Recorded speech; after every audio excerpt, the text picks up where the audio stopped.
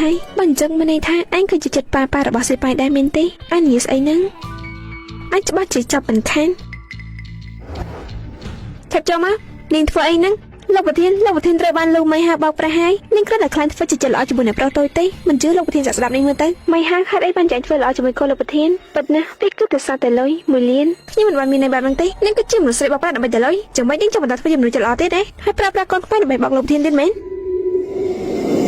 តែនាងបានដឹងដែរទេថាលុយហ្នឹងគឺបានមកពីណាសៀប៉ាឲ្យលុយ1លានជួយប៉ាធ្វើរឿងមួយទៅខ្ញុំឲ្យ1លាន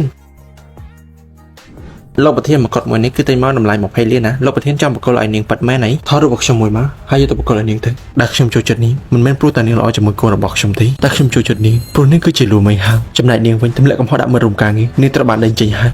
យកនាងចេញទៅខ្ញុំមិនអាចទទួលយកលុយរបស់លោកបានទេលោកយកទៅ